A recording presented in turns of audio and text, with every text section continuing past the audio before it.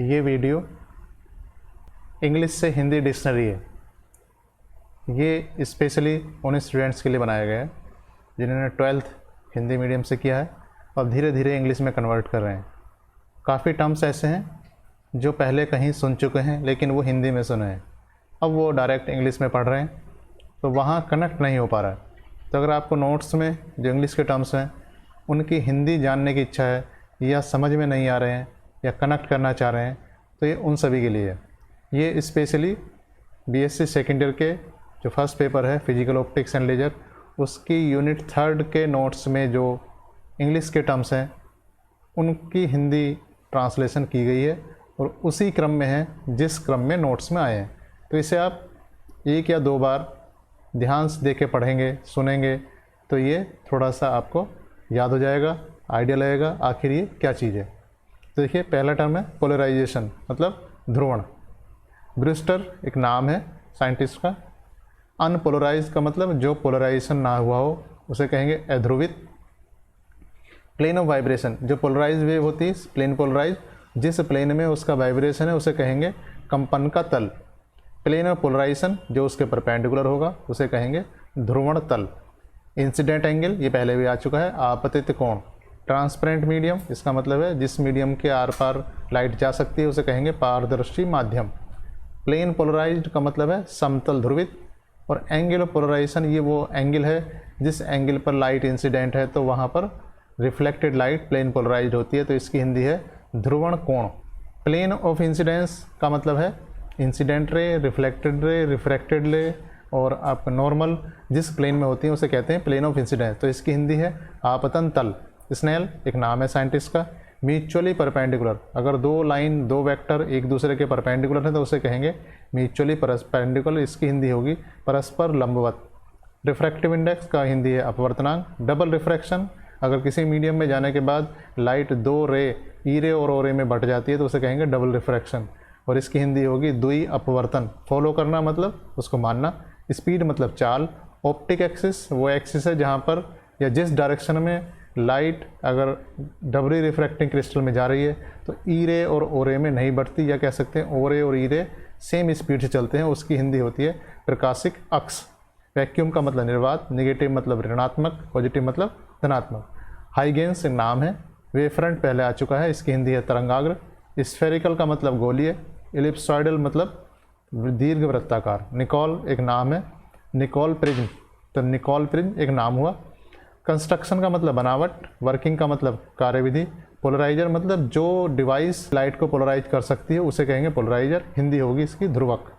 और जो ध्रुवित प्रकाश या पोलराइज लाइट को एनालिसिस या कैसे ध्रुवण है या नहीं है इसके काम में आता हो उसे कहेंगे एनालाइजर, या जो विश्लेषण कर सके इसकी हिंदी होगी विश्लेषक। कैल्साइट एक पदार्थ का नाम है। प्रोड्यूस का मतलब उत्पन्न करना। ब्लंट का मतलब है कुंद, ना तो ब्लंट समझ में आएगा ना कुंद समझ में आएगा। इसे ऐसे कह सकते हैं, अगर आपके पास कोई चाकू है और उससे आपने लोहे का तार काट रहे हैं तो उसकी जो धार है वो खराब हो जाएगी, उसे कहेंगे कुंद हो जाना या ब्लंट हो जाना, या कहेंगे ब्लंट की हिंदी होती है कुंद। कनाडा बाल्सम, ये भी एक मटेरियल है। रेयर मतलब विरल माध्यम। डेंसर मतलब उससे सघन माध्यम जिसका रिफ्रैक्टिव इंडेक्स ज़्यादा है। क्रिटिकल एंगल, ये वो एंगल है जिस एंगल से ज़्यादा एंगल पर अगर इंसिडेंट एंगल होगा, लाइट इंसिडेंट होगी तो वहाँ पर टोटल इंटरनल रिफ्लेक्शन या पूर्ण आंतरिक परावर्तन हो जाएगा, उस कोण को कहेंगे क्रिटिकल एंगल, इसकी हिंदी होगी क्रांतिक कोण। टोटल इंटरनल रिफ्लेक्शन, इसकी हिंदी होगी पूर्ण आंतरिक परावर्तन। रिफ्रैक्ट का मतलब अपवर्तित, जो अपवर्तन होता है उससे अपवर्तित शब्द बना है।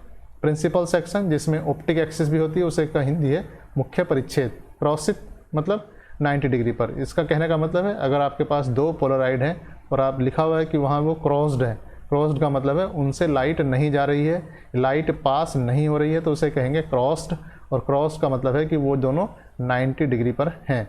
फेस डिफरेंस की हिंदी है कलांतर। इलिप्टिकली पोलराइज मतलब दीर्घ वृत्तीय ध्रुवित। सर्कुलरली पोलराइज का मतलब वृत्तीय ध्रुवित। क्वार्टर वेव प्लेट का मतलब है चतुर्थांश तरंग पट्टिका, ये वो प्लेट है जो ओ रे और ई रे में λ/4 का पाथ डिफरेंस कर देती है, उसे कहते हैं चतुर्थांश तरंग पट्टिका। अगर वो पाथ डिफरेंस λ/2 का है तो वो हो जाएगी हाफ वेव प्लेट, उसकी हिंदी होगी अर्ध तरंग पट्टिका। प्रोडक्शन का मतलब उत्पादन। एनालिसिस का मतलब है उसका विश्लेषण।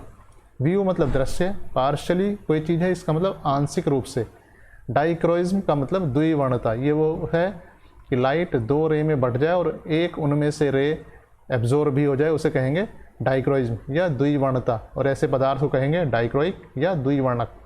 एब्जॉर्ब का मतलब अवशोषण, थिकनेस का मतलब मोटाई।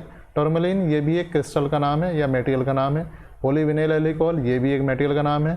ऑप्टिकल एक्टिविटी मतलब प्रकाशिक सक्रियता, ये होता है तब जैसे शुगर केन सॉल्यूशन है तो या शुगर सॉल्यूशन है तो उसमें क्या होगा कि जो प्लेन पोलराइज लाइट अगर डालेंगे सॉल्यूशन में तो वहाँ आगे निकलने के बाद उसका प्लेन ऑफ पोलराइजेशन थोड़ा रोटेट हो जाएगा, तो ऐसे मटेरियल को कहते हैं प्रकाशिक सक्रिय मटेरियल या ऑप्टिकल एक्टिविटी, इसकी हिंदी हो जाएगी प्रकाशिक सक्रियता। प्रोपगेशन डायरेक्शन का मतलब संचरण की दिशा, किस डायरेक्शन में वेव प्रोपगेट कर रही है या चल रही है।